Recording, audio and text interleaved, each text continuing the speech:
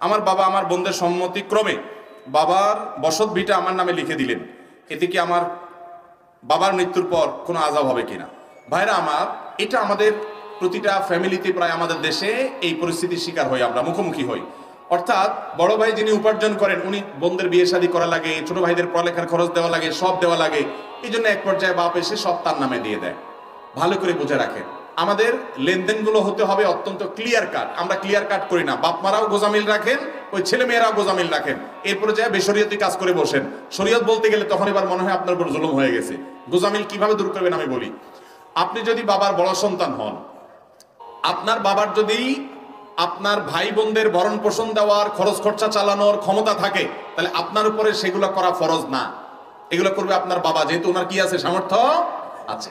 যদি ওনার সামর্থ্য না থাকে, তাহলে সেক্ষেত্রে আপনার উপরে কর্তব্য এটা। বাবার কোনো সামর্থ্য নাই, আপনি বড় ভাই, আল্লাহ আপনাকে সামর্থ্য দিচ্ছেন, দাদা নাই, চাচা নাই, বা অন্য আপনারই সামর্থ্য আছে, তাহলে আপনি আপনার ছোট নাবালেক ভাই বোন থাকলে তাদের ভরণ পোষণ দেওয়াটা আপনার কর্তব্য।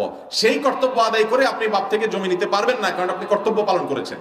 আর যদি আপনার বড় বোন থাকে, ভাইরা প্রাপ্তবয়স্ক হয়ে যায়, তাহলে তাদের বালেগ হওয়ার পর তাদের দায়িত্ব নেওয়া আপনার উপরে ফরজ না, কিন্তু নৈতিক দায়িত্ব, যে তারা এখনো পড়ালেখা করে এখনো কর্মক্ষম হয় নাই, আপনি সহযোগিতা করলেন, আল্লাহ আপনাকে আজর দিবে, বিনিময় দিবে।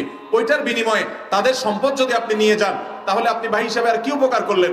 আপনি তাদের সার্ভিস দিলেন, বিনিময়ে সম্পদ সব নিয়ে নিলেন, তাদেরকে দিলেন না, বঞ্চিত করলেন। তাহলে তো আপনি রীতিমতো ওই হোটেলওয়ালার মতো বিজনেস করলেন, যে আপনি সার্ভিস দিলেন আবার তাদের জমি নিলেন, লাভ হলো কি? এই জন্য এই সমস্ত ক্ষেত্রে ছাড় দিবেন।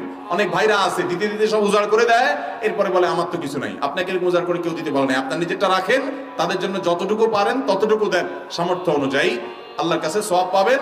এবং বাবা যদি আপনাকে সব লিখে দেয়, অন্য সন্তানদেরকে না দেয়, বাবা গুনাহগার হবে।